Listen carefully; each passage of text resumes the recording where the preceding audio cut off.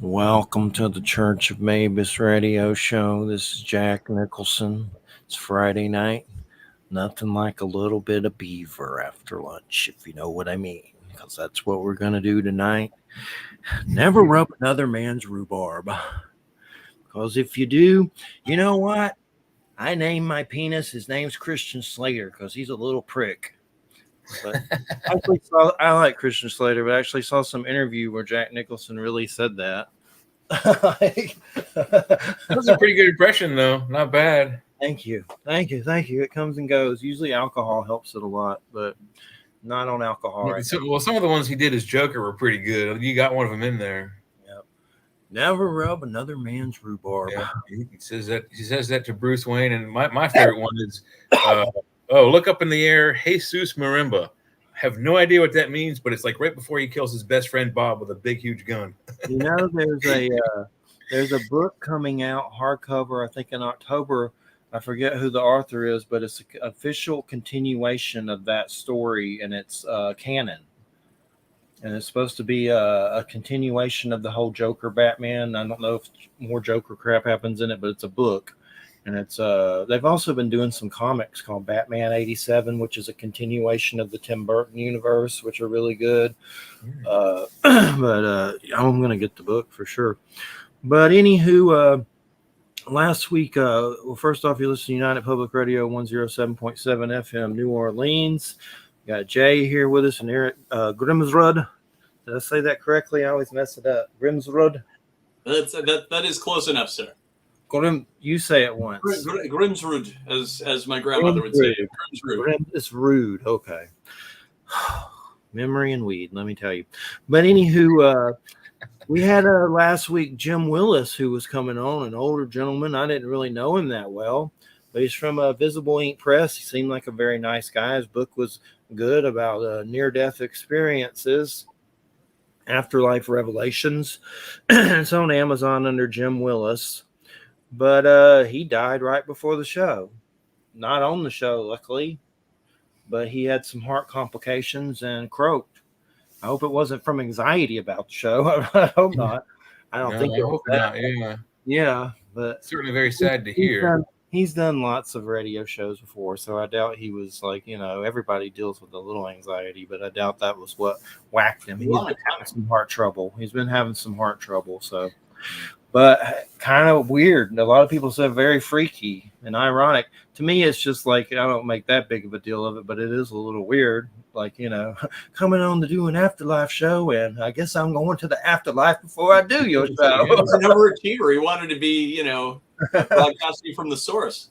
I hope you're all right, Jim, and I'll interview you again. I never have, but one day, hopefully, we'll do it.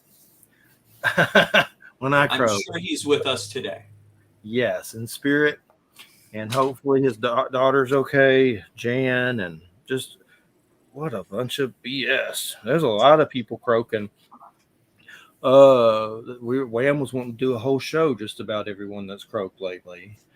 And we might do it at some point, but I'm like, oh man, that's going to be depressing. But there has been a lot, so many I've lost count. Some recent ones that I've heard, Paul Eno, who is a big paranormal personality, has been on the show. David Metcalf. I don't really know him very well, but he's a big one that passed away. That name rings a bell or two. Yeah. That Greg Bishop Tarot and a lot of different stuff, but he was on my Facebook, but I never interviewed him. But there's just been a ton. Don't even get me started on the right wing ones that all croaked during the C situation. But this is just recent, just people checking out from all sides. But there's enough to fill a show probably of it, but Wham and maybe Stephanie or something like that. But anywho, Eric's here to talk about this show is a very special title show tonight. This show is called Fuhrer, tbird Von Trumplegooch, Preparation H, World War III. But anyway, before we get started with Eric, we're going to play a trailer for a movie called The Prim Evils. It's only 2 minutes. I mostly love Full Moon Entertainment. Some of their stuff's cheesy, but they have these great vampire movies called Subspecies. And if you need some good vampire movies, they're on Amazon and Shudder, maybe Screenbox, I think, because a new one came out. It's like crazy, just kind of cheesy vampire stuff that's good, but it's also cheesy with boobs and stuff like that. But little creatures running around, little gnome like devil creatures and things like that. But anyway, this movie's really weird. It's called The Primevals. It's on Amazon Prime right now, but I think you got to buy it for like $1.99 to rent it for a day or whatever they do. It's like $7 to own it on there. But basically, it's about this. Starts off with a Yeti situation. And then eventually all these explorers go to like, I don't know if it's like the Hollow Earth, and there's like UFOs and Tesla technology and races of like Sasquatch village people. And like, it's like, it'll surprise you. Like the effects are really good. It's kind of like Clash of the Titans stop animation. But apparently they made it in the, I don't know if it's the 80s, early 90s, or whatever the hell it was, but they didn't finish it. And they finally finished it and released it. So we'll watch this and then we'll get started with Eric. And definitely check it out because it's a trip, man. Who's that? Okay. Here goes. Share. Wait, what's going on? Add to stage. There you go. I know. I always have trouble with this shit. Here. 4 weeks ago, several Nepalese shepherds killed a large anthropoid.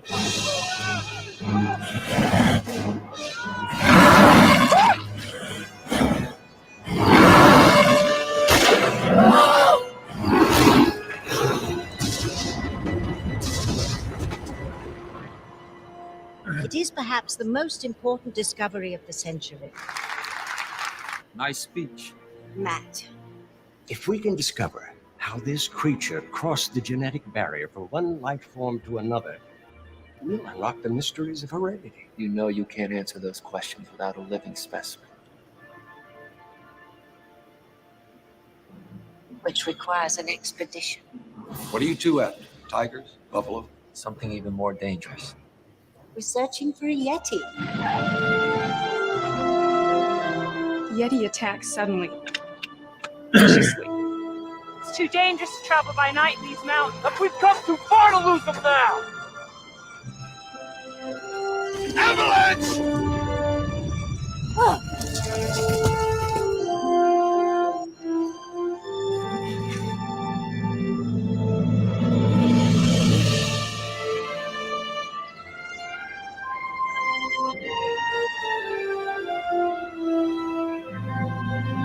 You must have been living here unchanged for 50,000 years. Life forms developing in a controlled environment. Hundreds of centuries are looking down at us. Nothing!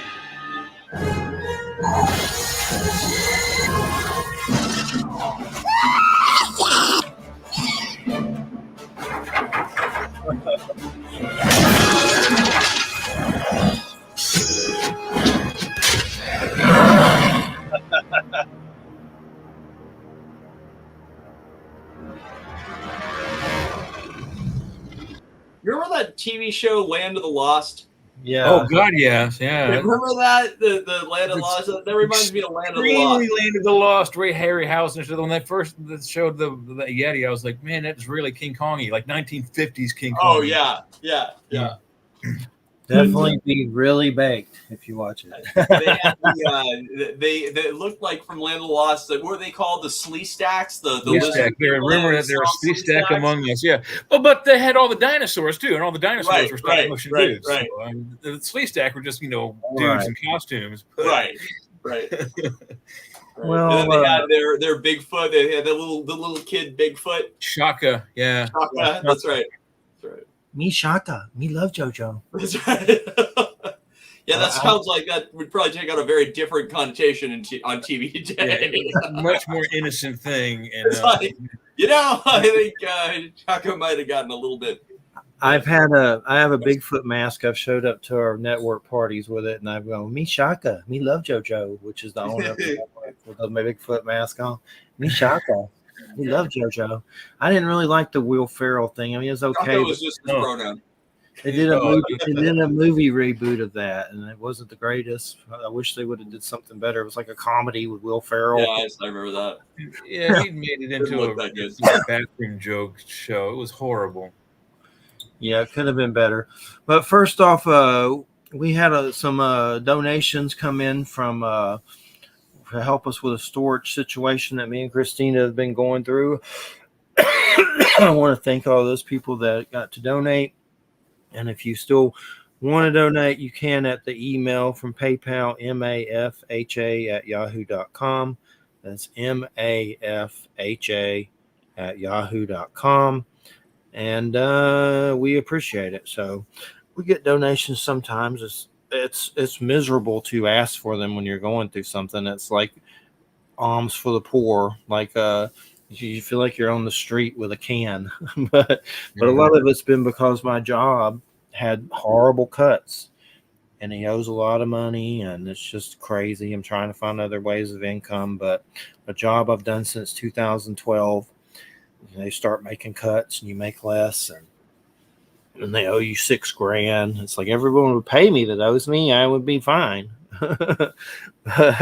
And amazingly, not to get us started on this, but a majority of people who seem to rip me off are Trumplegooch supporters. So that's kind of alarming in a lot of ways. But not to say everybody that's a Trumplegooch is going to rip me off. But if someone down here in the South says that they're, we had some guy that was working on the RV and he was like flamboyant, the Q Trumplegooch kind of guy, ripped us off. So if someone tells us that, it's like run, don't run away.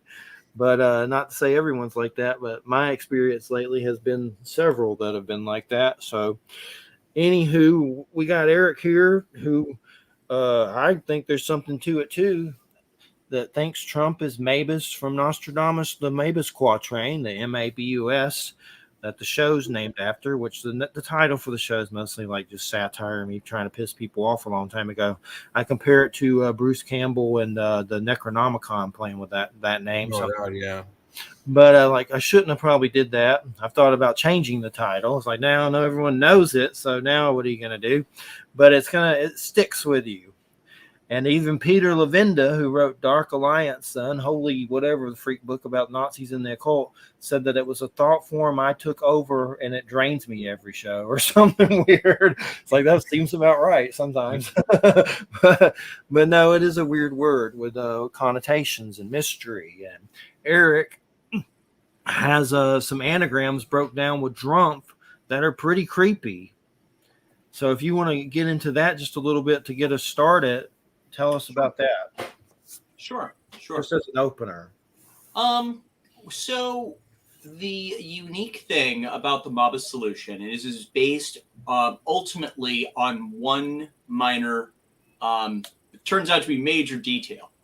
Within the writing of about Nostradamus's trumpet, he uses the phrase "king summoned by trumpet," and knowing that Nostradamus likes dual images and anagrams and mirror images and such, I realized that what that inferred was that the king symbol embedded in the middle of Hister dropped to the end of the trumpet. It literally summed right next to it. So in order to crack the Mabus puzzle, you had to first take the encoding symbol and place it adjacent to Mabus. When you do that one thing, all three names decode in order to their actual names. It is as accurate as a computer program. It is literally not possible unless it's right. And I'm trying to get up the anagram thing that you made to show everybody on the show. I mean, there are people right now with this election that firmly believe voting for him is like voting against him either is like battling the forces of Hitler. Are you prepared to say that that's true? I mean, I see a lot of people saying that about it. I've even seen preachers on the right wing side concerned that he's the Antichrist and make some pretty crazy videos, and they're right. I've been convinced since I was a teenager that this country is the Fourth Reich. You ever seen a slippery when wet sign? Seriously, I'm not trying to be funny. You ever seen a slippery when wet sign? Yep. They have the SS symbol right underneath the car where the car skidded. It's it's really interesting you mentioned that SS symbol. So Jay, the SS symbol the Nazis used, that was actually Old Greek for king. And if you look at Nostradamus's writing, in the middle of Hister, in most of the versions of Hister, he uses a Nazi S. It's not a Nazi S. He would not have actually known what the Nazis were. If he were to see that in his visioning or what have you, he wouldn't actually know what it meant. He would infer that from the teachings of his grandfather, which is Old Greek for king. Now, interestingly, Putin's tanks in modern day, that Z symbol on the side of those tanks, that is a derivative of the exact same symbol, a symbol for king. And why is he over there? To his words, he's looking for Nazis. He's got Nazi symbols. Oh, I know. It's rich. No, really, that's one of his reasons for attacking Ukraine this time. And it's rich because he's running around with the symbol on the side of his tank. Most of them are dead. The ones that weren't dead were tried by the Jews, and then they're mostly in jail now or dying in jail. So there's not many left. So if you take that encoding symbol and place it properly, and you follow the encryption method exampled in puzzle 1 and 2, 3 cracks in a sequence. It is not an opinion. It is an algebraic truth. Anybody can do it. You simply place the coding symbol adjacent to Mabus. It decodes in basic algebra.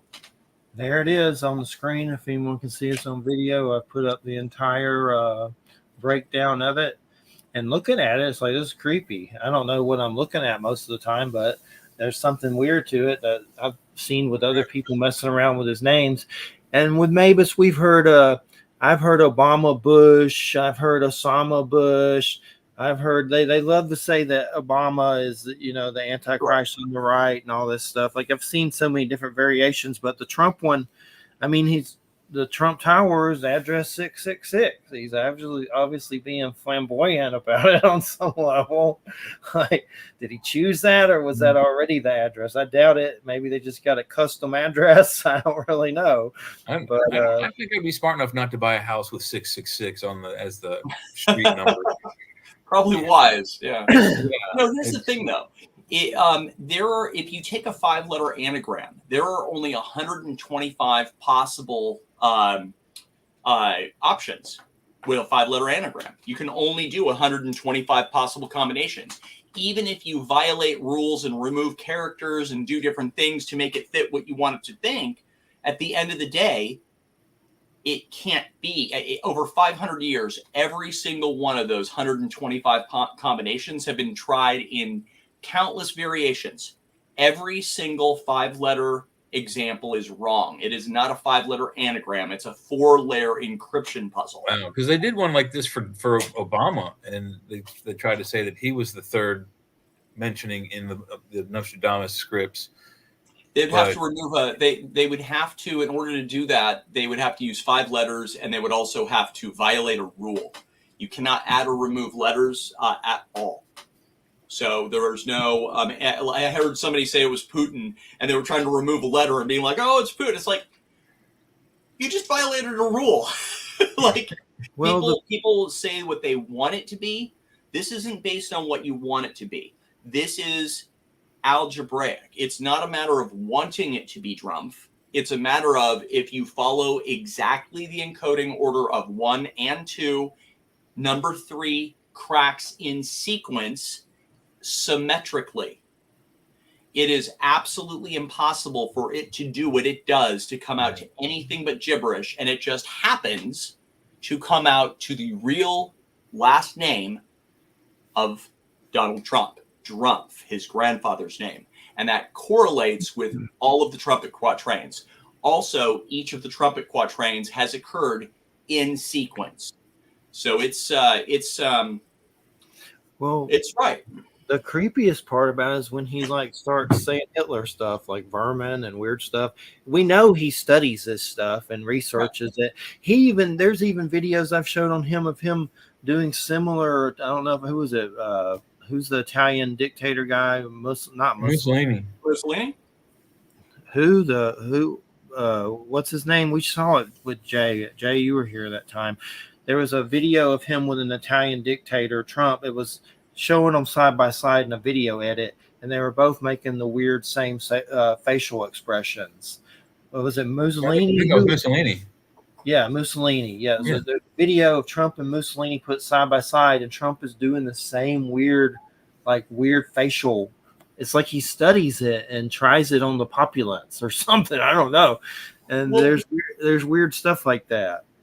Well, Nostradamus was describing 3 people of similar character.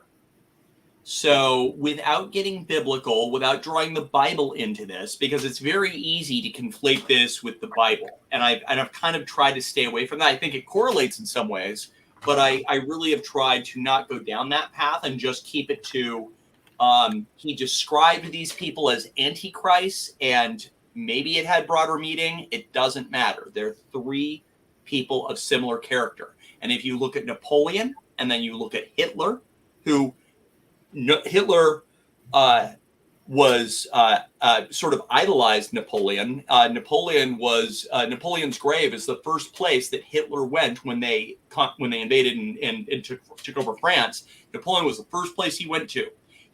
Hitler himself identified himself as the 3rd Antichrist, Napoleon being the first. And Joseph Goebbels' wife is the one who identified the Hister thing. So the 3rd historical figure would have to be somebody of similar personality type, and boom, we have Trump, who literally quotes him and quotes all the same tenets. That's the guy. And then I'm trying to show this screen. They said that Trump has quoted Mussolini on Twitter, some kind of quote. I don't know what it is, but I saw that. There's some eerie similarities. Eerie. And I have family. I have good friends who are Trump devotees, which I find to be very misguided. But I'm not a priest, and it's not my job to judge people. And I'm not going to go down that path of, oh no, they support Trump. But I think it's no surprise, though. I mean, there's weird similarities between Lincoln and Kennedy's assassinations. I mean, really, really, really strange connections, and not just a few, a lot of them. So, I mean, comparing leaders like this, it's not all the time, but you get some really, really close connections like this. Watch for 30 seconds. In cui Roma aveva Cesare, il Figlio ed Augusto.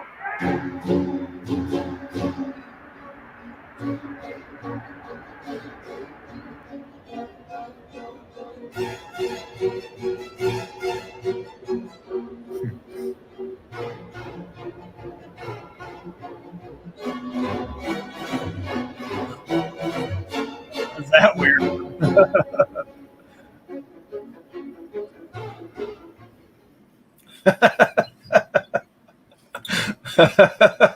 That music.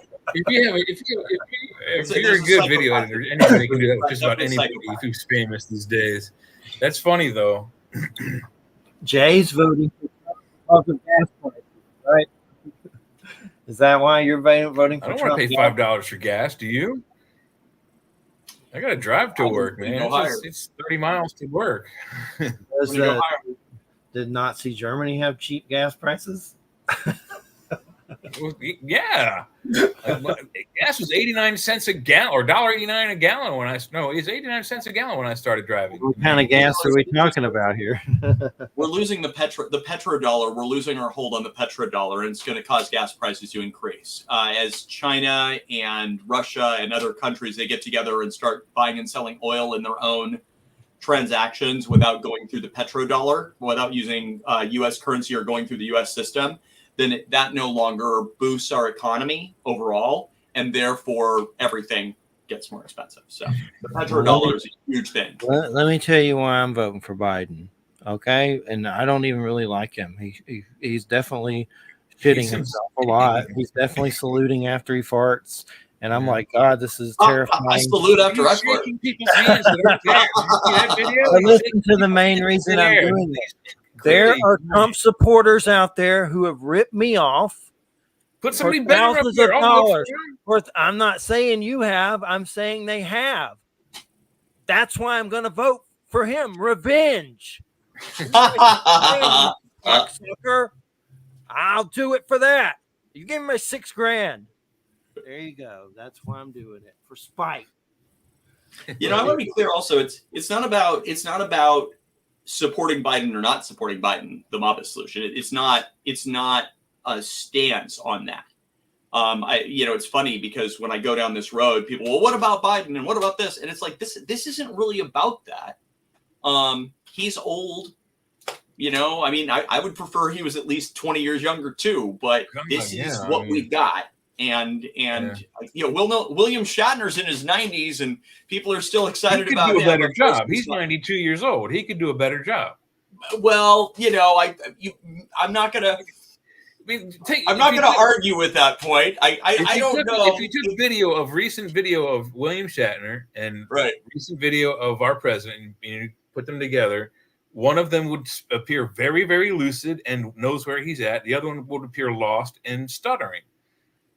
And I think we all know who's who in that scenario. Well, and that's fair. That's a fair point. I would not want to be running the United States in my 80s. I'd want to be in retirement.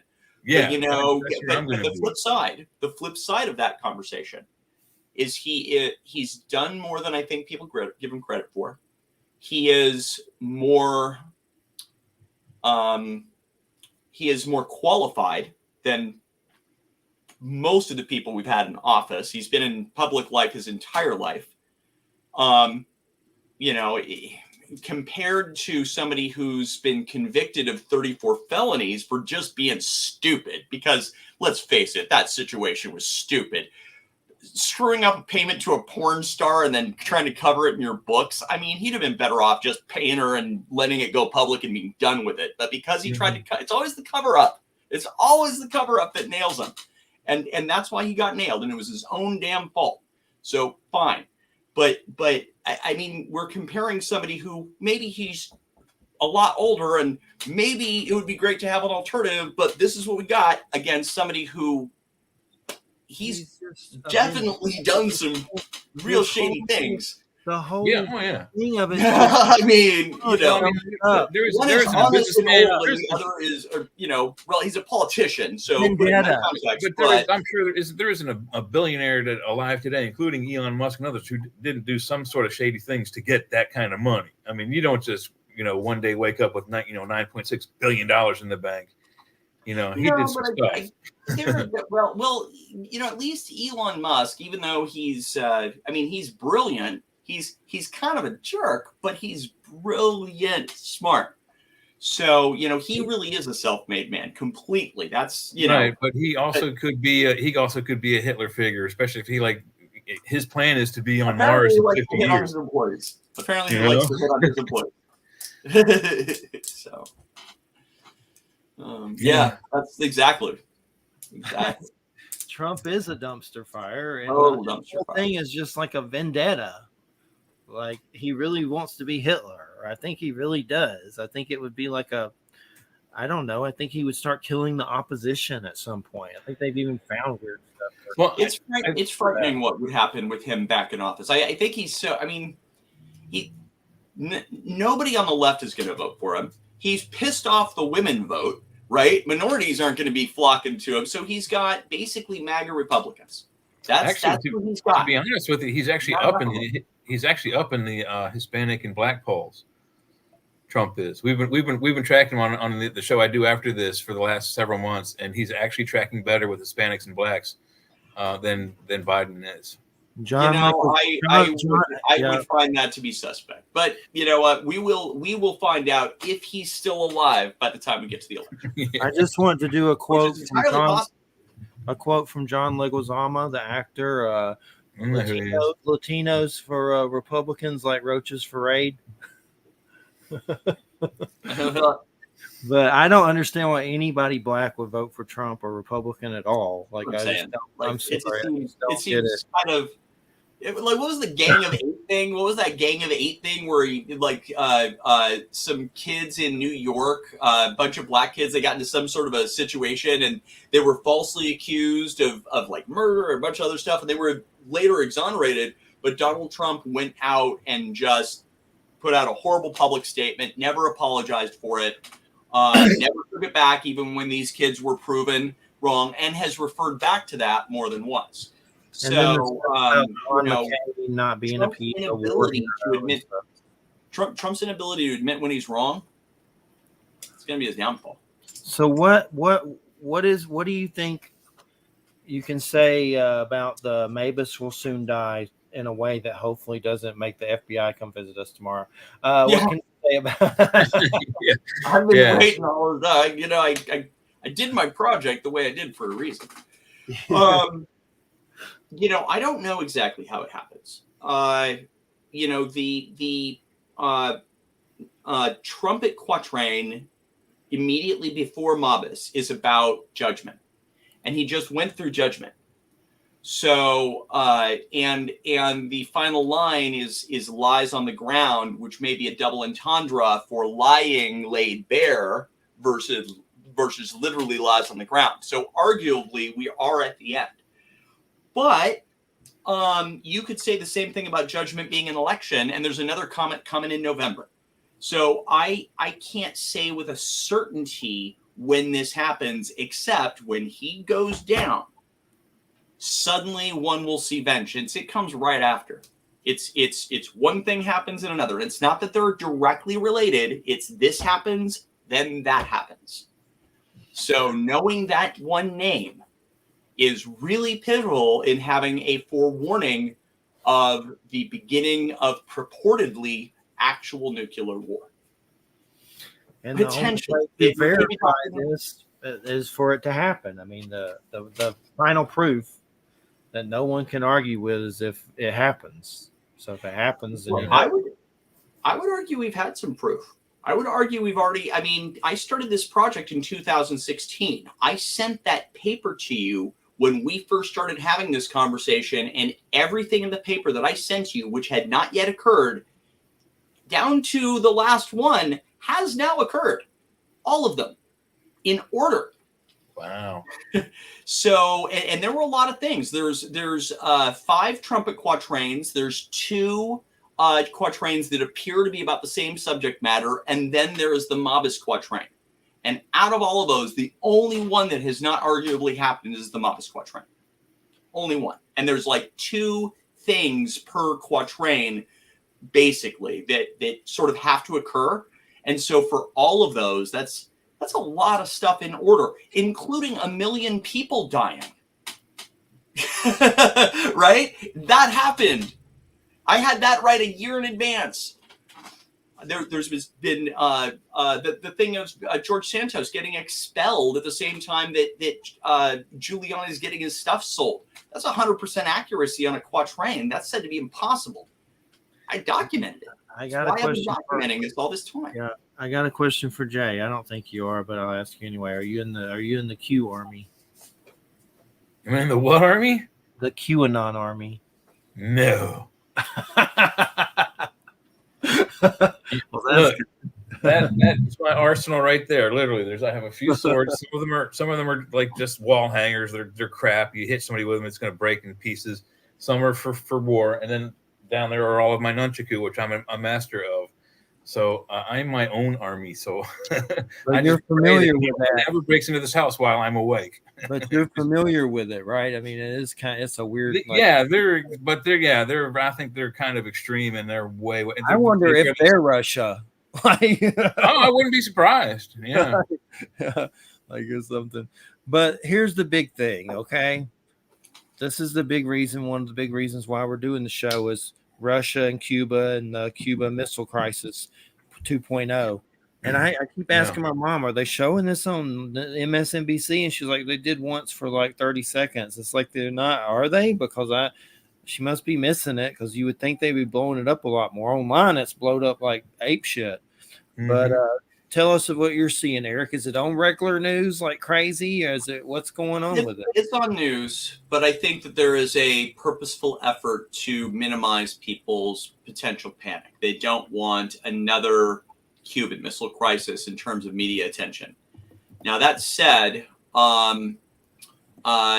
there are. I was looking back and forth because some of the news reports are saying there's 3 Russian warships and a nuclear sub, and others saying it's 4.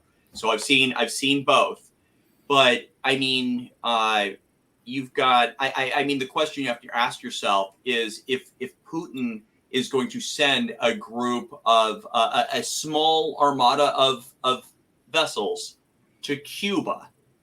Is he going to send them with? Is he going to really unload that submarine of his nuclear missiles before he sends it out? Is he going to go and take all of the missiles and all of the armaments off of those off of those Russian ships? No, whatever's on those ships is still on those ships. So I appreciate trying to keep public panic down, but I personally think they're as armed as they're always armed, just like ours would be. My biggest thing with Putin, I'm so sick of this little freaking troll gnome golem looking little ugly face. How many times are you going to cry wolf? I mean, for Christ's sake, I'm having the worst financial crap ever. I hate bills.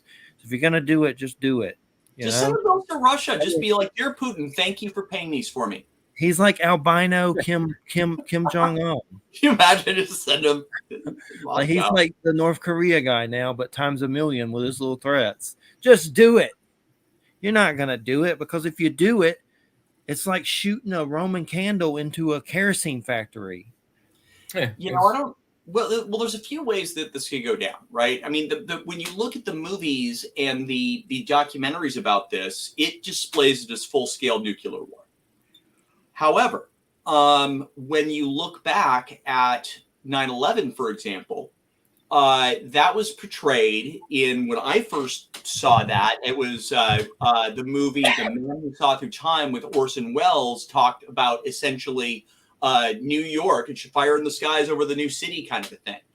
And that was so the Twin Towers getting bashed into by airplanes, that was the 9/11 quatrains, but it wasn't the whole city blowing up.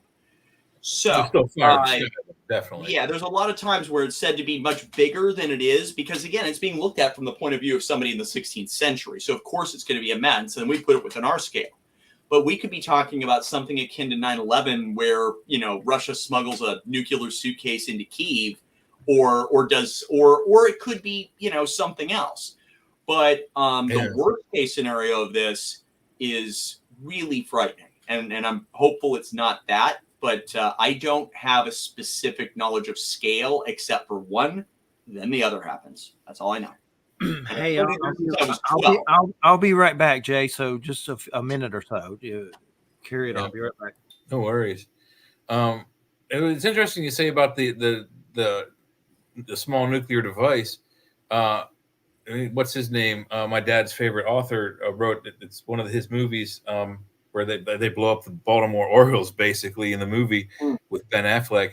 I think though that they probably wouldn't be able to pull that off nowadays, especially in most large cities would have, especially with our military the way they are. I'm sure there's people that can detect that stuff and would be able to track radio detectors and stuff. Right. So if that scenario goes down, I think that's going to be like a third world country that's having some sort of struggle. That's a unique thing that could spark off World War III. I don't know. I'm of the convincing that right now what's going on, either Ukraine or Israel and Hamas, that either one of those could escalate to a third world war. 100%. I thought 9/11 was the opening volleys of Third World War. So it all the time these things explode and then we don't have World War III. So what do you think would be a good catalyst? I mean, this is pretty close.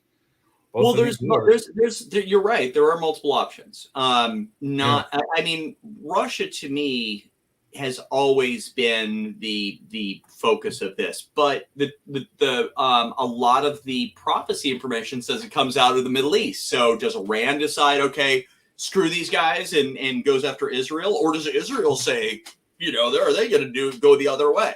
Or is it going to be North Korea saying, okay, we're, screws them, sons of bitches, they're going down, right? I mean, it's hard to say exactly. It is said to be catastrophic and the instigation for actual world war. But to what level? I mean, everything Nostradamus related about World War III is really scary, but it may be being described bigger than it actually is. Yeah, I would say if he's, what was he, 14th century? 16th. Yeah, so I mean, a long time ago. I mean, the concept. I don't even think the concept of nuclear devices, except for the Mahabharata, were even out in any kind of scientific circles at that point. So, right, if he's seeing forward images or future images of nuclear explosions, it would absolutely be overwhelming to him. It's like, superior technology and us. It could be God level stuff to him. That's probably what that is. That's what I'm saying. The exact quatrain is Mabus shall then soon die. And Mabus is a direct translation to Drumpf. It just, anybody can do this. A coding symbol, algebra, Drumpf. Drumpf shall then soon die. And of people and beasts comes a horrible rout. Suddenly one will see vengeance. So it's not Mabus who seeks vengeance, because Mabus is dead. Yeah. It's someone else. Suddenly one will see vengeance. 100 powers, thirst, famine, when the comet will run. There is an alternate translation for 100 hand, but 100 hand, but regardless, it denotes large scale. So it's something big. There is also the legend of the 100-headed and 100-handed giant. Now that's interesting. There is a legend of a 100-headed and 100-handed giant, and I don't know the full legend. You could probably Google it, but allegedly he's able to destroy the universe, or the galaxy, or the planet, or who knows what. I mean, but it's like a major catastrophe. This giant. That may be I think there's a lot of correlation to this. I mean, people like Nostradamus, I think, saw these things through empathicness. My belief is this. Yeah. And people seeing similar things in different ways would fit that. So Nostradamus was an empath. Yeah, it's amazing how many years ago this guy wrote these things, and we're still talking about him. I mean, oh yeah. He'll be around 500 years from now, that's for sure. Yeah, that's immortality right there. Google search him, you find all kinds of videos, and Roku search and all kinds of documentaries. You don't find that much on Bigfoot, and Bigfoot's at least is still a real creature that people see from time to time. But you Roku search on your Roku device or your streaming device, Bigfoot, and you get these really schlocky B-roll movies with horror monster makeup, big feet eating and killing people. Right. You don't get a whole lot of documentaries on them, and the ones you do get are the ones I've seen 100 times already. So sure. Well, I think with Nostradamus, he continues to show his relevance. I think his prophecies go all the way out to us being in 2 star systems. So that's how far they go. That's pretty far. So, but he continues to get proven right. But most of the time, he's proven right after the fact, not before. It is said that he has only been that it's never been done that somebody has ever gotten something correct with Nostradamus before the fact, but that's not correct. It's funny because they say that and then they tell you about the times it's been done. The first time it was done was by the Queen of France, Queen Catherine, who she called Nostradamus in to say, "Hey, this looks like my husband," about him dying. The King of France, and in a tragedy. And Nostradamus confirmed that, yes, that was about her husband. And then a couple of years later, her husband's in a jousting match and is killed exactly the way that Nostradamus says he was going to be killed. And so for the second time, Nostradamus got hauled into the Inquisitions, and they would have killed him, saying, "How could you have known?" And it was the Queen who saved him. So that was the first time that it was actually done before the fact. The second time before the fact was actually during World War II, which Joseph Goebbels' wife, I can't remember her first name off the top of my head, but he was the Nazi propaganda minister. Yeah. And so his wife identified Hister in the writing and said, oh my gosh, this is about Hitler, noticing the similarities. Yeah. And so, and of course, Nazi propaganda chief, you know, they looked at this and they used it as propaganda. They told the German people that Nostradamus had predicted the success of Hitler. However, the Allies got a hold of this information and they went through it and they're like, no. And they dropped flyers across Nazi Germany that Nostradamus had predicted the fall of Nazi Germany. First of all, not all of those things had occurred yet when this was all going on. And second, whether you agree with the Allies or you agree with the Nazis, at the end of the day, both confirm that Nostradamus predicted Hitler by name. Yeah, so, even with the Hister thing, it's one letter off. I mean, come it's on. not, it's part of the puzzle. Well, I understand that, but to the uncoded eye, it says Hister. It's still one letter off. Right. I didn't know about the one about Napoleon. That's even closer because it's Napoleon spelled almost like phonetically. It's Napoleon Roy, and he spells it using the Corsican version of Napoleon's name, and Napoleon was Corsican. Yeah, and Roy is French for Roy king. is king. That's the first. Yeah. That's that part of the puzzle.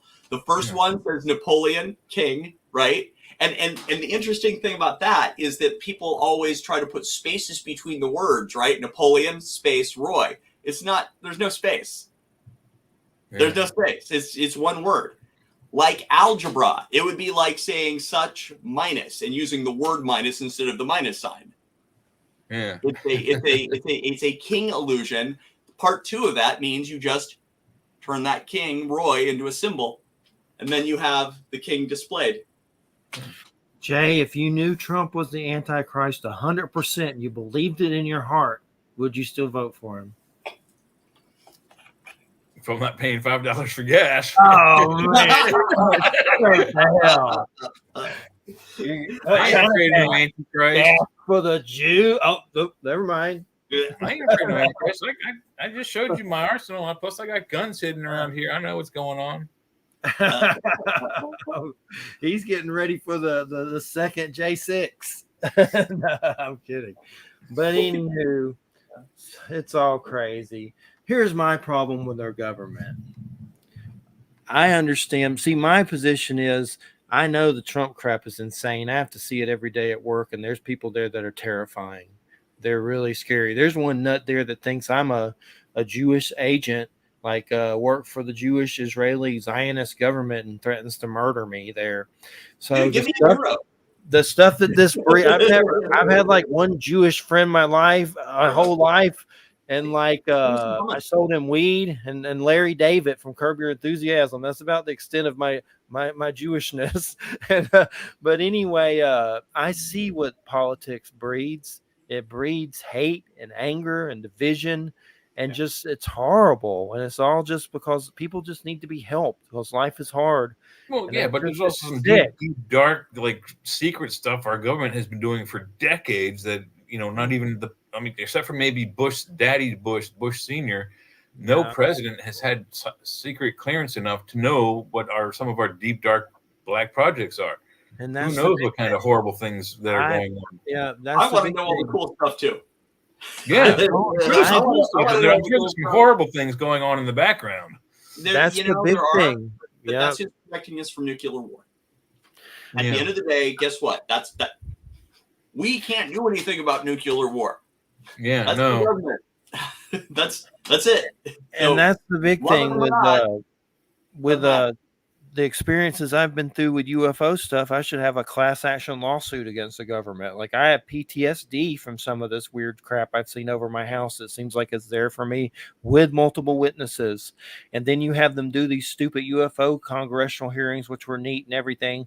But then you have the Pentagon releasing this crap, and then you have the Pentagon saying there's no UFO or alien anything, and then you have them having the meetings at the same time. What did they really release? They didn't release hardly anything. I mean, those 2017 videos, the Tic Tac videos and whatnot, yes, they're very, very interesting. But the government still isn't telling us what they know, and they know a lot more than just those videos. Those poor pilots on there are not read into it. They are unwilling suspects in this whatever this disclosure thing is, and it's like the third attempt at disclosure. I'm not convinced we're going to get it, not for any time soon. And I think there's a few reasons for that. I have, but you know what? I can understand if we're talking about technology way beyond ours. I mean, there are some highly intelligent people on this planet, and not everybody is going to be able to figure out how to use alien technology in a screwed up way, but I'll bet you some of them could. So yeah. I can really appreciate why they'd be like, you know what, we're not going to teach anybody how to build a gravity bomb, right? Or some weird, crazy, like, you know, sci-fi level thing. Mm-hmm. We got enough problems. We got enough problems with bump stocks. Are you kidding me? Yeah. Right? I mean, yeah. You know, anyway, I can understand why the government would keep certain things under wraps. That's my point, is all of us people who've been through this stuff and the way they treat us, they're never going to tell us the truth about it. And they know it's happening and people have been through this stuff. That's why the government can just kiss my ass. I don't like our government. And but there's also some other alleged things going on in the background. There's this guy, I forget his name, Charles something or other. He wrote several books about his time with the Tall Whites at the, I believe it's the Tonopah Range in the Nellis bombing area, which is top secret. Skinwalker Ranch, or not Skinwalker Ranch? No, he was an army guy that was a meteorologist that would go out to the various bombing stations and take weather reports daily or hourly. I don't remember exactly what his routine was, but out there is allegedly a place where different alien species can come and like have vacation. And where he was stationed, there was a group called the Arcturians or the Tall Whites. And apparently our government is aware of this extra political entity from another planet. And they've got visitation rights on one of our most top secret places on the planet. Right nearby where these aliens are is where Area 52 is. Area 52 is where we house all our entire squadron of F-117 stealth fighters. Isn't that Black Pyramid in Alaska? Isn't that supposed to be a gas station for alien ships or some kind of weird thing?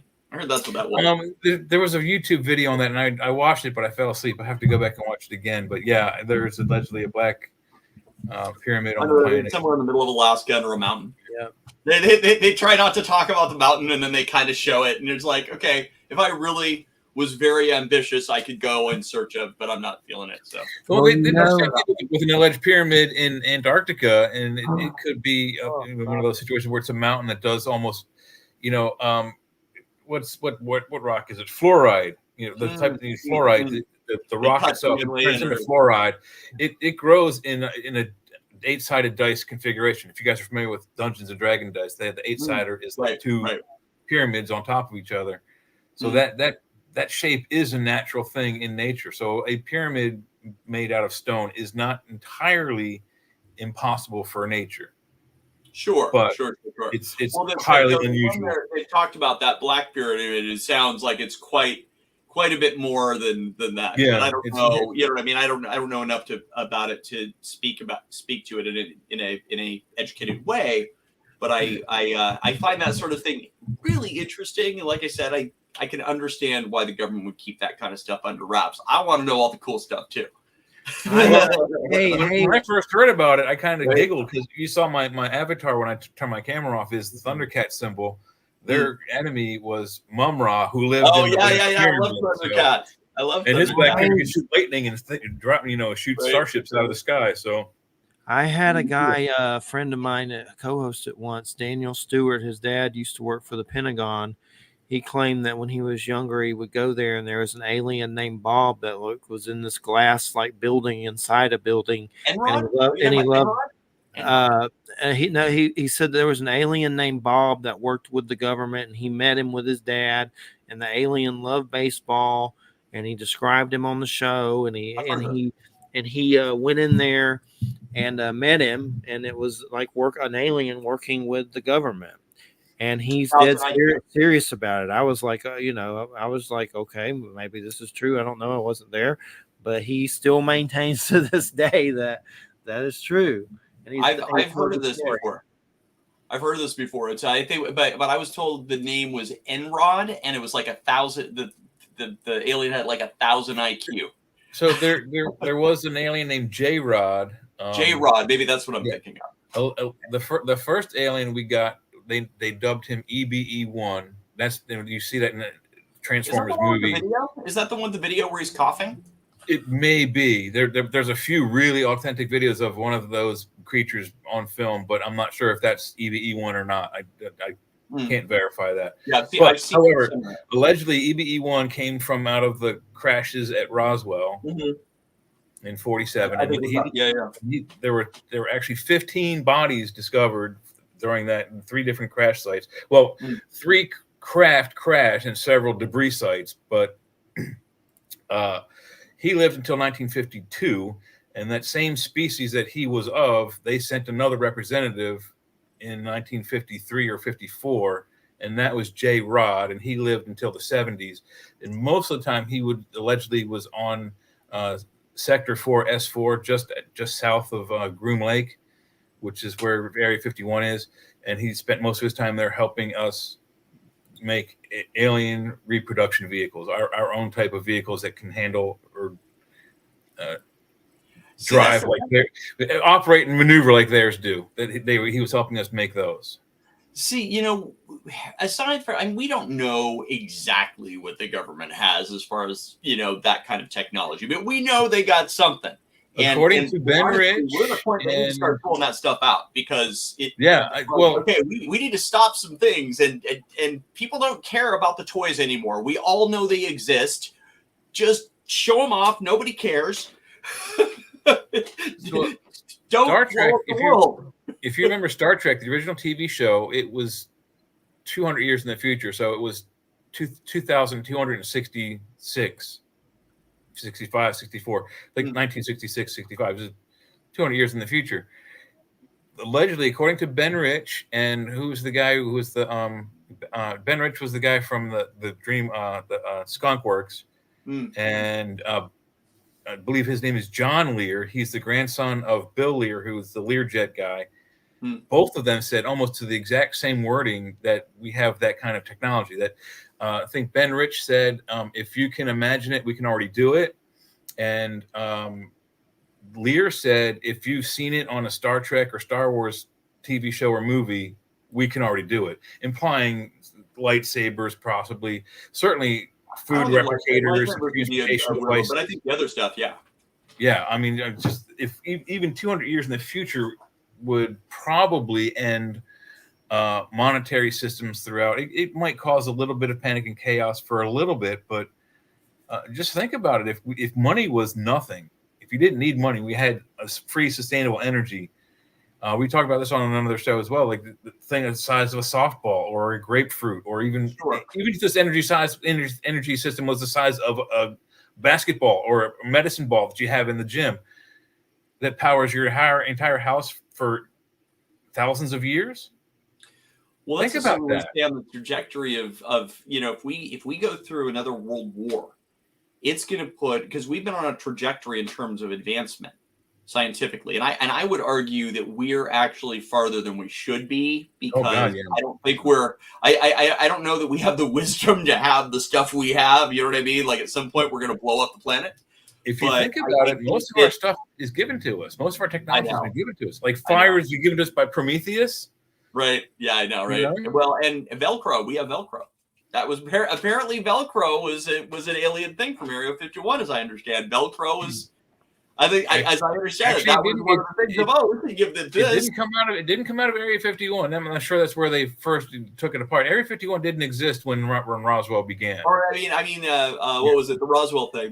But it did. Yes, it did. According to Colonel Philip Corso, deceased, retired Colonel Corso. Velcro was one of the things that came out of the Roswell crash, but it didn't go through Area 51 because when the crash happened, Area 51 didn't exist. It existed like 12 years later, 1957. That's or 5 years later. They built it saying we got to put this somewhere. Right. But allegedly what he did was he took this fabric fastening device and he fed it to contractors who was making GI uniforms, and they Right. use it instead of like laces and zippers and snaps and buttons. They tried using that for closing flaps of pockets and whatnot. Right. That's where Velcro came from. Right. It came from Zeta. If they're from Zeta Reticuli, that's where it came from. Sure. Yeah, no, there's lots of there are definitely things that have gone out. I heard microwaves too.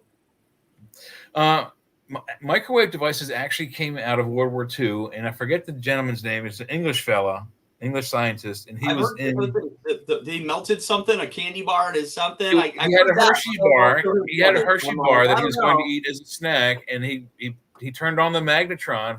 He was working on a new type of radar, and it would eventually become the kind that can see like weather. I guess I'm not sure what he was working on, but he turned the machine on and he walked away and he came back and his Hershey bar was melted all over the machine. Right. And that's how we discovered it. And when they first came out, the company Amana, and they were very expensive, but they were the size of like a wall oven, like a regular oven you have today with the electrical heating. They were that size, but they were called, guess what? The Amana radar range. The Amana radar range? Oh, no, see, that's interesting. It was based on a radar. From the technology of radar. They did not call them microwaves for the first at least 20 years. It wasn't until the 70s when we called them microwaves. Right.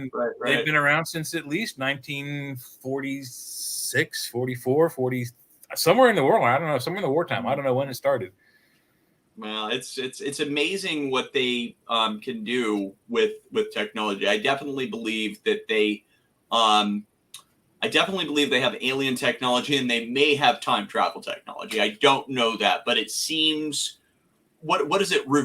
Taking two singularities and spinning them opposite of each other, I think is what it's supposed to be. So if you can, it's something like that. It's in the Star Trek universe, it's you go around the sun one direction. Well, if you go around like the way you go around the sun this way, you go backwards in time. If you go around the sun this way in time, you go forward.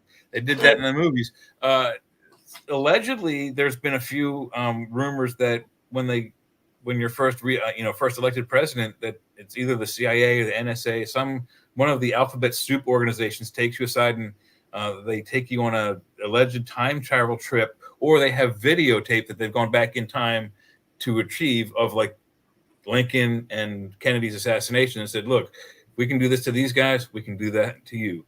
And so they allegedly, there's no real, but that rumor has been around a little while, and I just think, think about that. If you're the president and you're like your first day on the job, and then the CIA or some alphabet soup guy comes in and makes you go backwards in time to watch Kennedy get killed, you know why I don't believe that? You're going to do anything they tell you to do.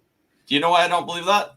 Because Trump would have spouted it all over everything, right? Well, they didn't take him. No, they wouldn't be in that. And also, if the government was really like, and I'm not saying our government has done some shady stuff. I mean, come on, it has. But at the end of the day, if it was out there taking out politicians, Trump would already be bye-bye, wouldn't he?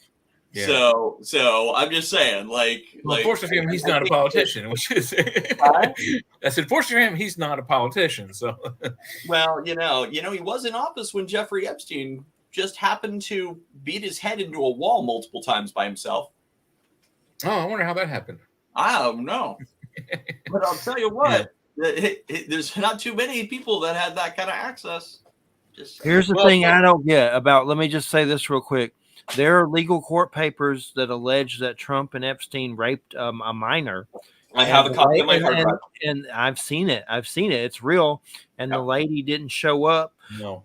Because I'm sure he probably, as Trump has done, he sends people to death threat them. So I don't know if it's true or not, but that's pretty. You got to have some balls to take that to court. That Trump and Epstein raped a 12-year-old, right? But anyway, the lady, I don't know much about the case other than I've seen the court papers. It was really there, which is really creepy. That's pretty creepy. But one thing I want to note out with some of this stuff, a few talking topics. I'm looking at some right-wing crap where I work. There's a post up, hiding in the mountains. Shelters are open. 500,000 troops on high alert. And that's from Real GS News. Who knows if it's real? It's on YouTube. But anyway, this dude that posted, and I'm not going to say his name, He said, basically, I want you to understand this point of view because I don't understand it with all this Trump stuff.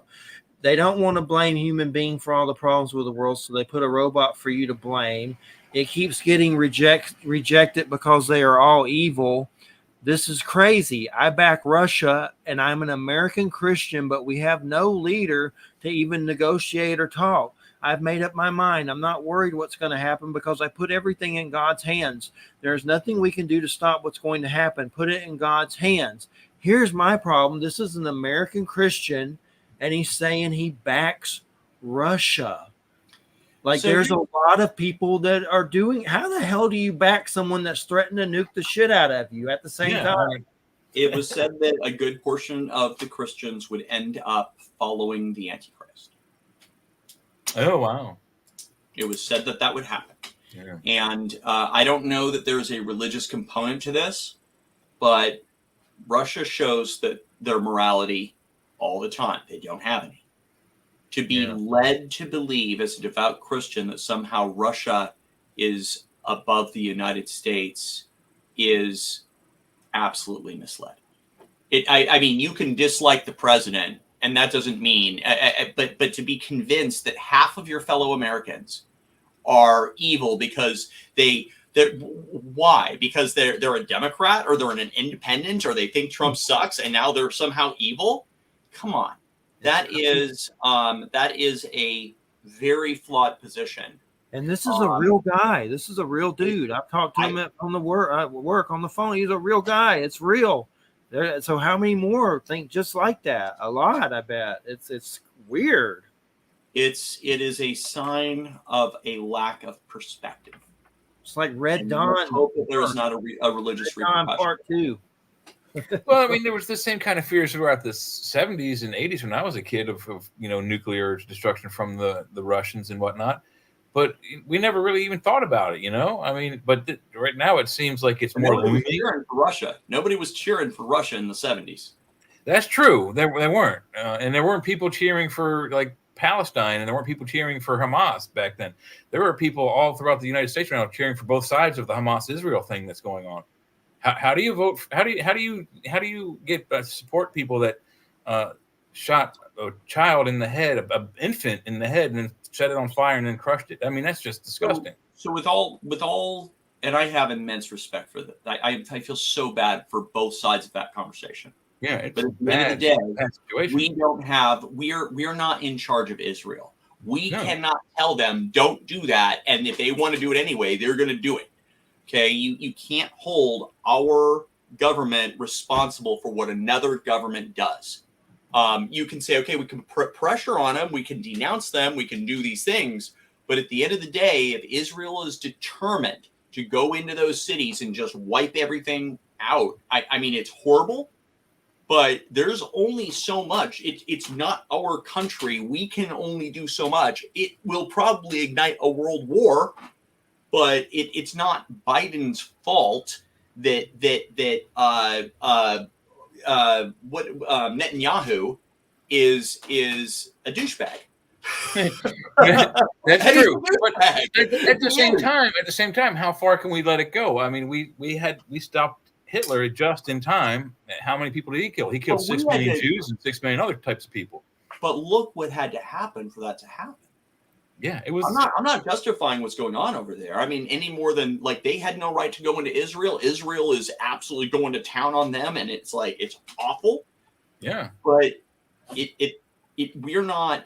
You know what I mean? Like that's not our country. We can't be like, well, we're gonna. I mean, we can sanction them, but if they're determined to do it, there's only so much we can do. You can't hold the president responsible for that. At the same time, once we entered World War II, we didn't stop.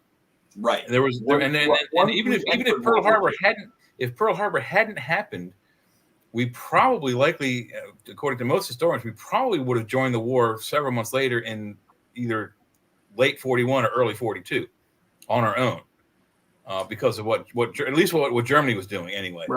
Right.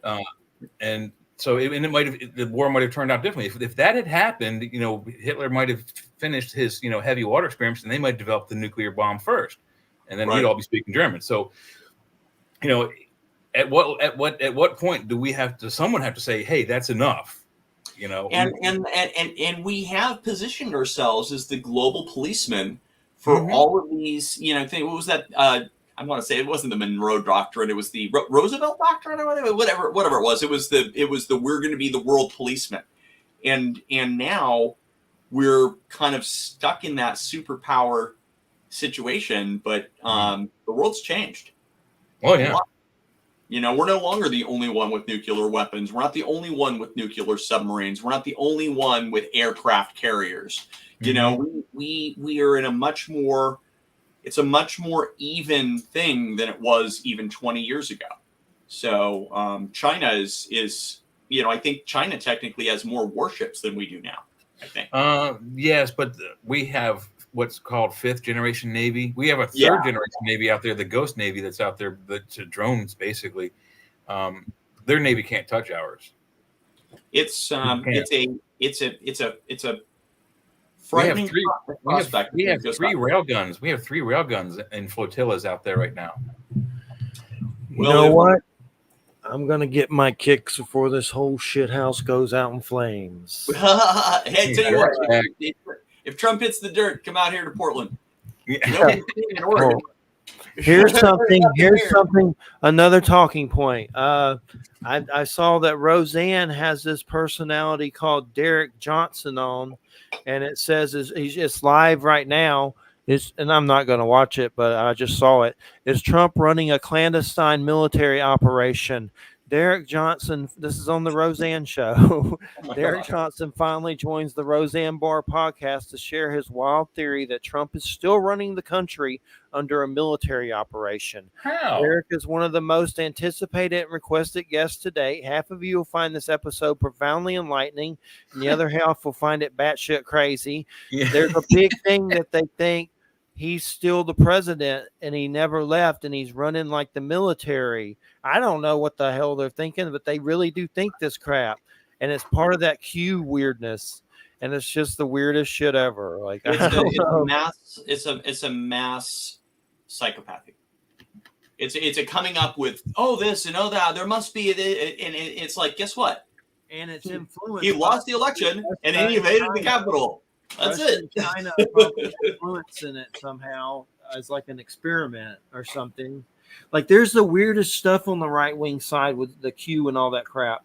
Like there's these lists that they released, like execution lists, and people that are in Gitmo, and they're these fake lists that people really think it's true. Like Adam Sandler was killed at Gitmo, executed. Madonna is in Gitmo prison. Tom Hanks executed.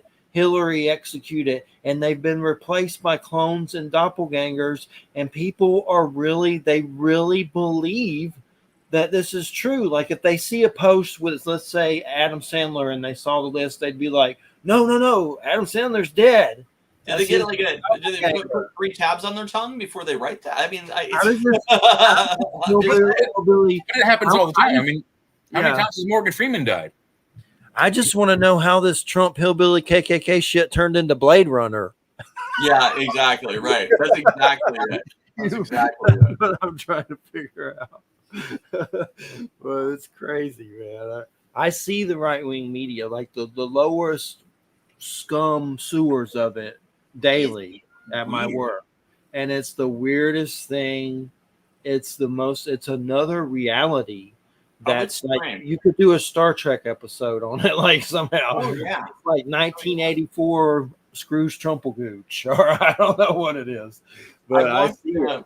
I watched the link you sent me, part of it, and I could. It was just, it was so. I'm empathic. Like all I have to do is look at something and I feel it, and it's anything. It's constant. It's all the time, and it took me about a second to realize how mentally ill that woman was. I was dumbfounded, and I was like, this chick's off her rock. Like, what?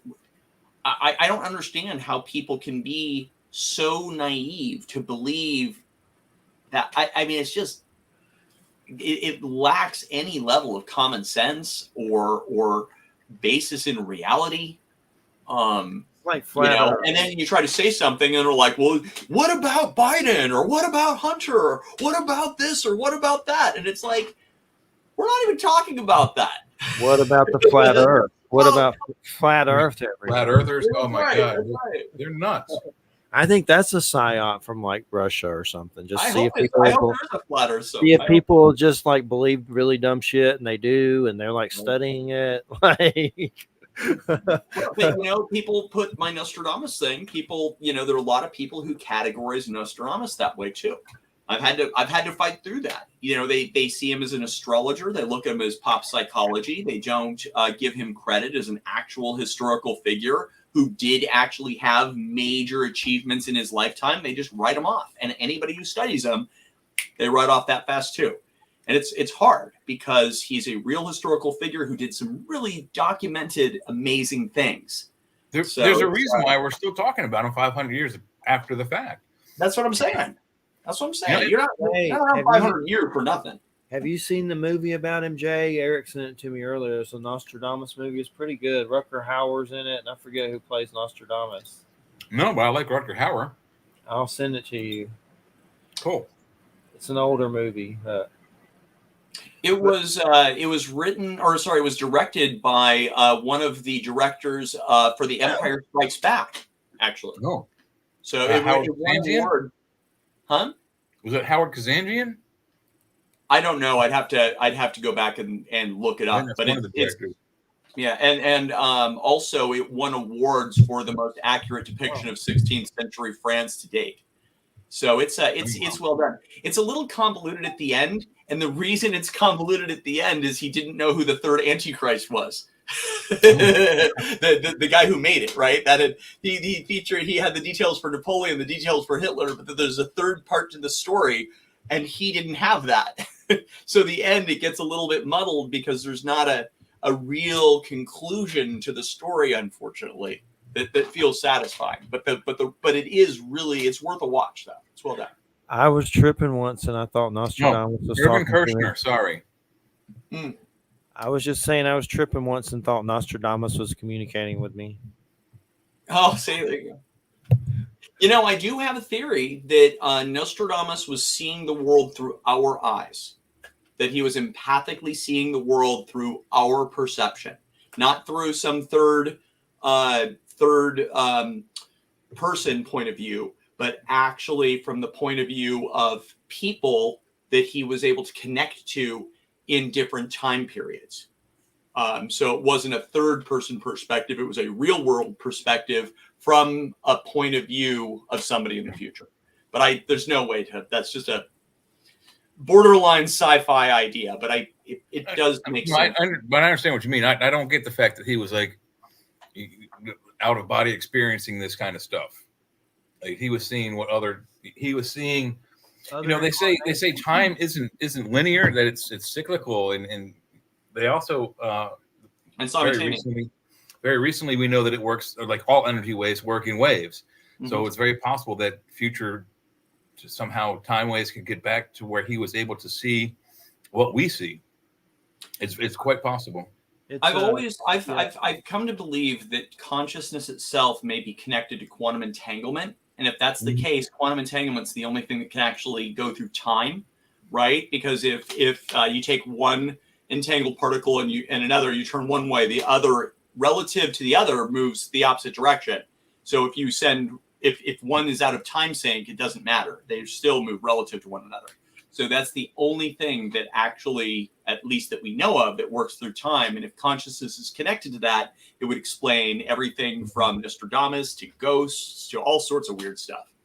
Yeah, and what if Nostradamus was seeing through future incarnations? I've wondered that with prophets. Like you see those Walking Dead shall walk the earth. It's like, was he seeing a Ramiro movie or The Walking Dead through his future incarnations' eyes, or past? Like some people can go back to their past incarnations and see. But the most miracle thing is if they're really doing that, I think there's something to it that they're retaining and remembering, and the power to do that, the information. Because I'm usually just spaced out and don't know what the hell's going on. So I mean, that's the other thing is that if all time is happening at the same time, that would mean all those lifetimes are happening simultaneously. And so reaching from a memory from a past life, you're not reaching into your own head space because the memory is not stored there. You're reaching into that other lifetime. So there's an interesting thought experiment that goes with that. But is it real? Makes for a good sci-fi story. There's some very, very well documented people through hypnosis that have repeated details of a dead person's life that they could not have possibly known, and that are verified through other means, whether it's like members of the family that know the secrets and whatnot. Yeah. So there's something to that. I mean, I don't think you're far off on that. Kid. You ever seen Reincarnation Kid? The kid who was a little kid and he was a World War II war pilot and the plane crashed and he remembered all. You ever heard about this one? I've heard about that one. Yeah, it's amazing. The coolest one was the recent Buddha, and there's a really good movie with Bridget Fonda, and I think what's his name? From The Matrix, Keanu Reeves. Keanu Reeves plays the Bodhisattva. What's Buddha's name? Oh God, I used to know it. But in any event, the movie's about them. They're trying to find the Dalai Lama who's passed. They know he's reincarnated, and they find these 3 children, 2 of them in Asia and 1 of them in America. And the American boy, and it's a true story. The American boy, they determine through what he says and things that he knows that they knew that the Lama knew. They verified he's the new reincarnation of the Lama. But it's a really, really cool movie with Bridget Fonda and Keanu Reeves. I can't remember the title. If you IMDb it, Little Buddha. Yeah, that's it. Little Buddha. That's it. I have it on VHS. And I have a degree in video. The movie is really cool. When they show America, all the scenes have like a blue overcast, so you get kind of a chill. It's kind of a cold. Oh, interesting. Cold edifice. And when they show anything in Asia, especially when they show Keanu Reeves as Buddha or as a Bodhisattva before he becomes Buddha, it's all orange and red and warm. So the movie is changing from red to blue throughout the movie. It's very, very well done. Very interesting. Very pretty movie. Now, getting back to battling the forces of the Antichrist, Fuhrer Von Trumplegooch. Who would do that? What can we expect? What's going to happen next? You think it's the devil comet? Is Putin just running his hole and not going to do anything as usual? I wish I could say with certainty. I do. I know when Trump hits the dirt, it's going to be sudden, and it's going to come right after. But it's hard to give a specific. Is this the correct comet? The devil comet is the one that makes the most allegoric sense, but it is at the end of the day an educated guess. Jeff, you're the one who told me about the devil comet. There you go. But you are the one who first clued me into that, and I started getting into it and going, "Oh my gosh!" And hello, this is the Lord of Darkness, and we're going to talk about the devil comet now. This is Lord of Darkness, and how are you doing? Sound like Elvis for some reason. But the devil comet. I don't know shit about it, but I remember telling you about it. I just haven't heard of the devil comet. It's on its way out now. It's on its way out of it was its closest to Earth, because I researched comets, right? Of course, I'm going to research comet trajectories to kind of see if they even qualify. And this one has a real interesting qualification to it. It makes allegoric sense when you're looking at it from the perspective of this is the Antichrist puzzle. It's the devil comet. But then also we have a trumpet in judgment. We got Russian ships sitting there in Cuba. We've got a lot of weird stuff all in the same little time spot right now. Yeah. But we've got an election coming up in November. We've got another comet coming by at the exact same time. Is that judgment? I don't know that. All I can do is make educated guesses on the poetry. But I've had some big successes. I got COVID right a year in advance. A year in advance for COVID. 1 million people were going to die. And I even had somebody tell me they were going to laugh at me at that number. A year later, 1 million people were dead. I got that right a year in advance. I literally on my Facebook page, the one for Mabus, that people who are listening to this can go scroll back to before COVID, and you'll see references to commodities do well in bad times many, many times for a year, and then COVID came and you couldn't buy toilet paper. There's something to it. I don't know if he's going to croak, but it wouldn't surprise me. But he's Napoleonic. I don't care what you say. But anywho, let's talk more about the character in your book. That's me. That's cool. Like yeah. Like Woody Harrelson. Let's talk about that. Toot my horn for a minute. I do have character descriptions. So the other part of this project, the first part is let's not all die. I prefer not to die in nuclear war. So do everything within my power to and I've done a lot with this. I've done a frightening amount with this. I've sent it out to people. I've sent it out to it's frightening, some of the things I've done with this, because I know it's right. It's mathematic. There's no freaking possible way that's not a math puzzle. There's no possible way. So I've gone to town with it. After the fact, I'm designing a fictional book so I can explain it in a way that's entertaining, because it is a unique thing. It has a unique history to it. The history of Nostradamus, the history of Napoleon, the history of Hitler, the history of Trump, the history of the solution and coming to it, and then have it actually happen. That's an interesting story that you could fictionalize to be pretty darn cool, and to actually explain this in a way that people would understand, because there's lots of little pieces to this. So I would like to later write this, and yes, Jeff, you are represented. You are represented. You are definitely represented as a very Woody Harrelson sort of a character. So, like Yellowstone blowing up, you said. Like the Yellowstone blowing up, right? 2012. I saw the picture of Woody Harrelson 2012. Yeah, Woody Harrelson 2012. Jay, doesn't that work for Jeff? Woody Harrelson in 2012. Yeah. That seems to be a good character description. Boom, baby. That's so what can we expect? What's next on the world stage with him? I mean, he could win, couldn't he? I mean, it seems like I see these people online, they're crazy, like 50,000 listen to these Q personalities. I would be horrified. I would I've already got a side kind of plan of potentially just going to Belize and being done. Just be like, okay, I'm going to Belize. Peace out. He's going to hunt us down if he wins, because of Fuhrer Von Trumplegooch and the Mabus solution. We're going to be the first ones in the camp. We're going to be the first ones. Anybody who's been critical of Donald Trump, he's going on a revenge tour. If he wins, anybody who's had anything bad to say about him is going to find themselves in a not good situation. I think you're right. He's going to go to town on the Democrats. Yeah, I think he will go to town on the Democrats. Absolutely. If you have the wrong letter next to your thing, or if you're an independent, or if you've even said boo in a bad way online, I think that we're headed for a very Nazi Germany level situation if he makes it in. I find it ludicrous and impossible, because I mean, come on. The women vote. I mean, he's gotten abortion legalized. They're talking about no IVF, and the Republicans just blocked that. We've got minority stuff going on. We've got like all this stuff. I mean, I just don't think it's possible. I don't think he has the numbers to do it. He's ahead in all the swing states. He's ahead in polls of people who answer the phone. Yeah. Guess what? You know what happens to me when I get one of those calls? I hang up, because I'm like, and I think that's most people. Yeah. So, there's a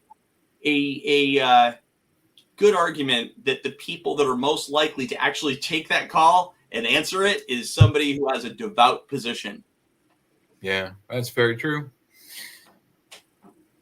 And if most of the people that voted for Obama from other races and even white races, are going to be voting for Biden just to do it, because they're like, we're not going to do this.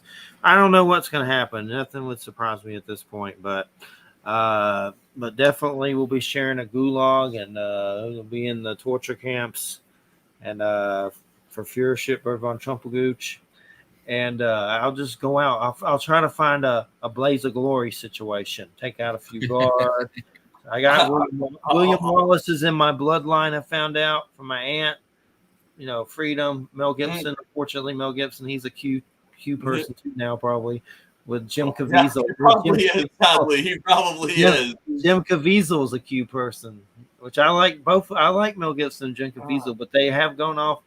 I know Jim Caviezel more than Mel Gibson with that. Like he's definitely into that Q weirdness and stuff. But anywho, just go ahead and do it. That's what I say to Putin. Just go ahead and do it. You're doing me a favor at this point. I don't think he's going to do it. He's been recently quoted as saying he doesn't want to see America fall. He says if something happens to us, the world would be chaos. So he knows not to mess with us. But he's doing some intriguing stuff with his boats. But he says we shouldn't worry. It says suddenly won't see vengeance. But I do kind of think that we're talking about Kyiv or Ukraine when it comes to that, and the reason why is because if something like that happened in Ukraine, it would cease all grain exports, for that whole region, and it would basically cause starvation in Africa and Eastern Europe. So it would meet every qualification that Nostradamus states. The other option is that both of Nostradamus's antichrists had a relationship to France, and so it makes me wonder if something would happen there during the Olympics. So I don't know exactly where, but I know Trump eats it, and we better be ready for something serious. Yeah. So I don't know the date, just what's on the menu. Ukraine kicked Putin's ass. Why are we so worried about Putin? Just because of nuclear weapons, I guess. He still he has threatened London on several occasions. He's threatened some of the smaller countries surrounding Czechoslovakia. So he's not without his threats. I mean, he's rattling the saber pretty loud. I don't think he's going to attack any country that's related to NATO as best as he can, but I don't see him having any problem dropping a nuke in Ukraine, Kiev, one of the pretty tactical.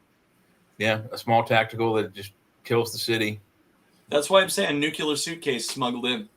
Yeah, they have the neutron bomb too, I believe. So maybe he does that. It destroys all the people. Neutron bomb would only kill the people, though. It would leave the equipment, but it would still halt grain exports, right? And it kills everything biological, so it would kill the grain. And to him, China did the Taiwan drills to punish them recently. To him, this is like him punishing us or some kind of crap. It's like China's been messing with Taiwan. They did punishment drills for some reason recently, where they did it as punishment drills right at Taiwan's door. So that's kind of what he's trying to do to us. They're like S&M freaks. They get off on this. If Putin goes into Ukraine in this way, I would expect in pretty short order that China goes into Taiwan. And the reason why is because we really would have a very hard time managing both situations simultaneously, and both want those areas, right? So if one goes, I'll bet you they both go. And that would be the beginning of World War. War in the Pacific and in Europe, that's World War. Yeah, it's creepy for sure. And once that starts, it's on. Yeah, China definitely wants Taiwan. They want access like that. That one thing, I think that's basically what keeps them kind of penned in. Is that situation in Taiwan? They want Taiwan. Yeah, Taiwan is the ones that's making all of our chip technology. So that's what they want. That's the main thing they need. That would boost their technology up, and they'd be equal to us, militarily speaking. I would think that China would already have some pretty solid chip making technology. They manufacture a lot of the Apple products, so I think they have a pretty solid chip manufacturing. But the chips that are being made in Taiwan, they don't have. They want, and that's part of the reason why they're rattling their saber at Taiwan. Good reason to not bomb Taiwan, then, right? Because you'd blow up those factories. Well, I mean, think about it. If they're going to get top secret chip technology that runs our military aircraft, they might decide to destroy it. Then that's the U.S. government, decide to destroy it. Well, and Biden, speaking of Biden, he just did a whole chip manufacturing thing, a big one, where the government is going to build new chip manufacturing facilities here in the States. And I think Intel is getting money too. So they're definitely boosting our chip manufacturing. I would be surprised if more didn't move over to Mexico. I think they're going to try to move it back to the United States so that it's not in jeopardy anymore. But yeah, I heard that rumor that they were going to start the gigafactory they're working on down there. But I think the chips that are going to be manufactured at this, or that are being manufactured at this Taiwan thing, they're not going to let that back out. They're going to keep that in house. Interesting. Well, if China goes in there, you're probably right. They probably just would blow it themselves. I would think that one of our agents would go there with something to destroy the files and the technologies. Yeah, we got serious stuff coming. Mm-hmm. Yeah, serious stuff. These are weird, strange, sometimes exciting, but sometimes scary times. Imagine knowing this since 2016. Imagine knowing this 500 years ago. Oh yeah. Oh, I thought about that many scary! times. I mean, you think about it. He doesn't even have electricity. Nostradamus. How scary would this be to someone with, their level of technological know-how? Well, he was. If we're talking about if we're assuming that Nostradamus was empathic, which I believe is true, and that's where his abilities basically came from. Just as in his normal day-to-day, I know what it's like for me being empathic, and it is a pain. I mean, it sounds like, ooh, it actually is a pain in the butt. Like, you just have weird shit come to you, and it's I use it in my job all the time, but it's weird.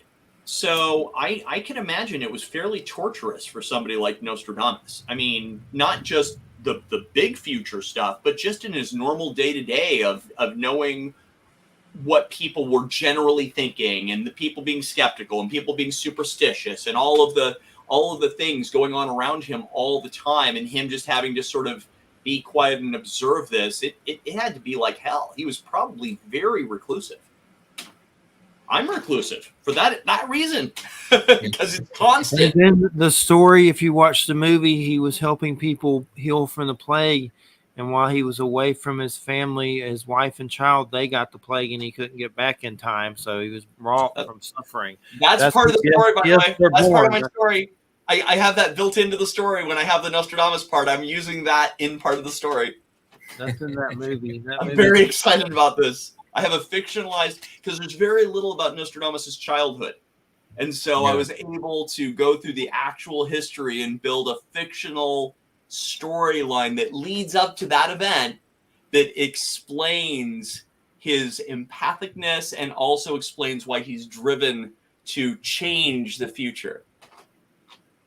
So, but it's a long way from being done. I've got a long way to go on this, because I don't know the ending yet. I don't know how this damn thing starts. So until World War III actually begins, I can't finish the damn book. I saw a good movie with what's his name, Jeffrey Wright, a black actor that's really good. He was in Westworld and stuff. He's been in a bunch of stuff, but it's called American Fiction. It's on Amazon. If you have Amazon Prime, you can watch it for free. But it was a really good book about writers.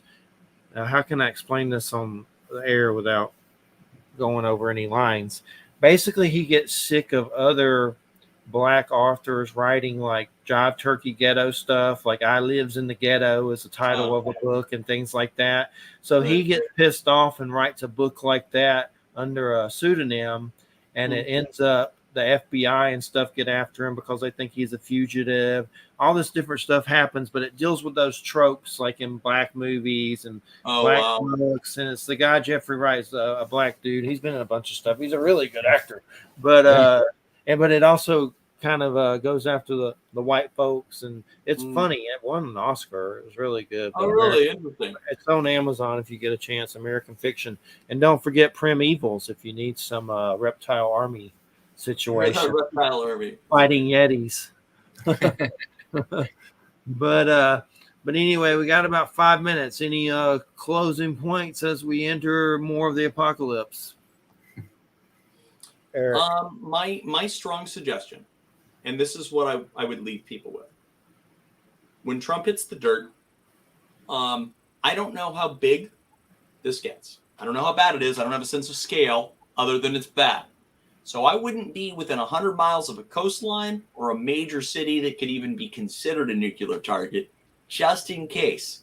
Because if it's a tsunami bomb goes off anywhere near you, or an actual, you just better to go camping that weekend. I'm telling you, when Trump hits the dirt, I am not going to be in Portland. I think Oregon's fine. I think most places are probably going to be okay, but I'm going to be definitely not in Portland when that happens. I'm going to be like, okay, yeah. I'm a good bit away from the shore, so I'll be okay. I'm in central Pennsylvania, so I won't be hit. Tsunami bomb, 100 miles of. I might have beachfront property at the end of it, but I should be okay. Have you heard of the tsunami bomb? It's terrifying. No, I haven't actually. 200 megatons underwater, a wave of nuclear contaminated water coming at you the size of the Empire State Building, and it cannot be stopped. Yeah. So which means if they let that off underwater, and they have it, and it's a cobalt bomb, and they already have them, 200 to 250 megatons.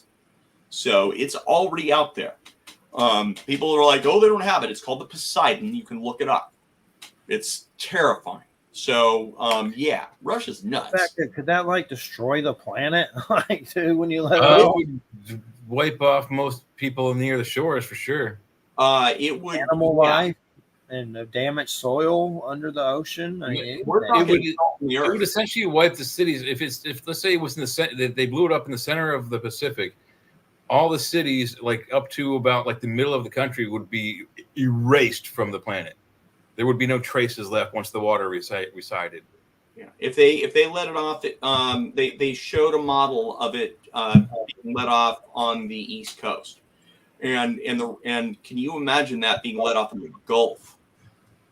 So that's why those Russian boats there. That's my worst fears. One of them decides, hey, let's leave this right here on our way out. Let's just drop this right here, and we'll just let that sit there until we're ready.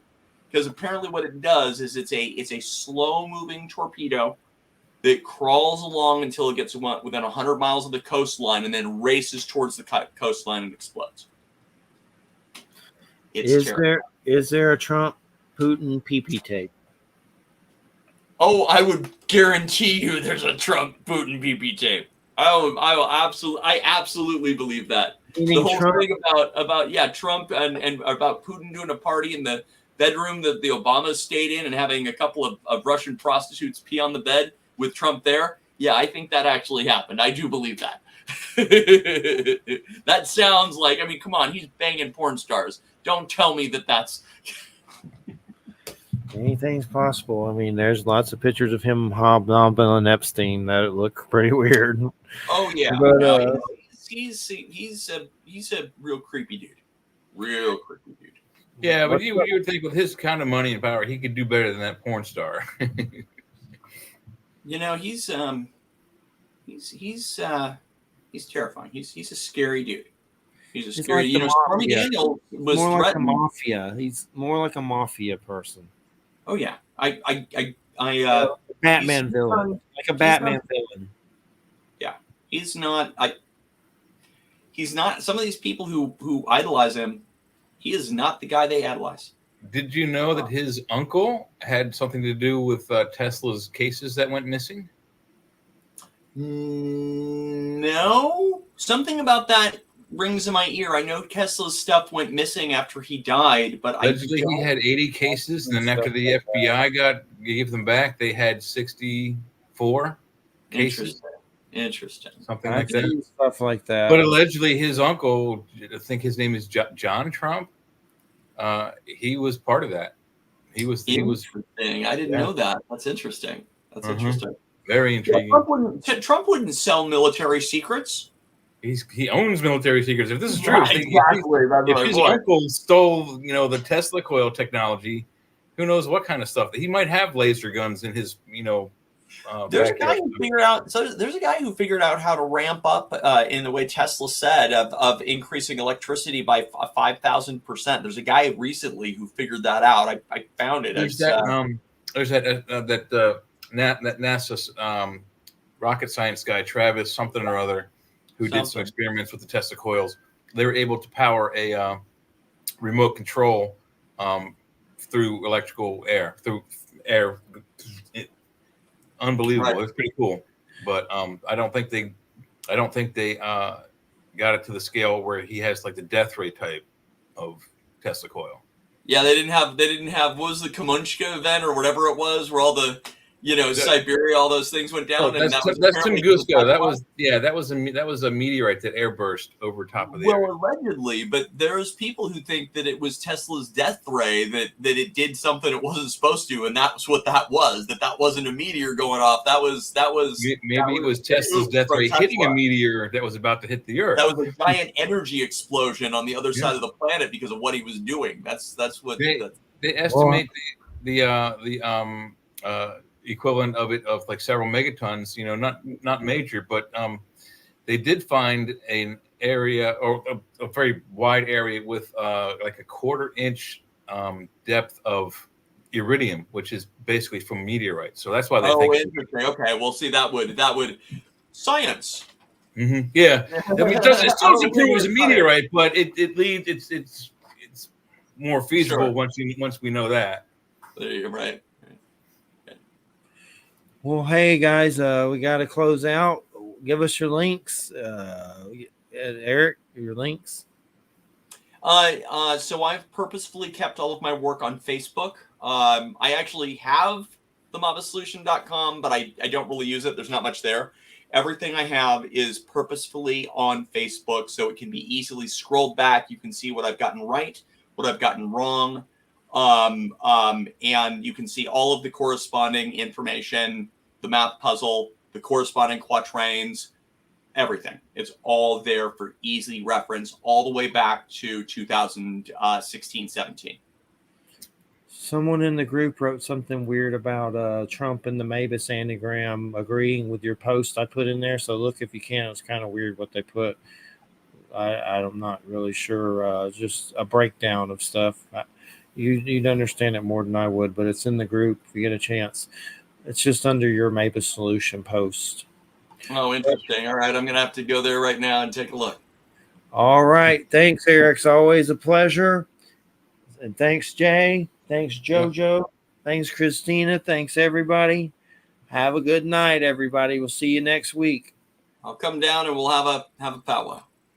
Watch out for those tsunami bombs, baby. That's right. Good night, everybody. Sounds like a good shooter.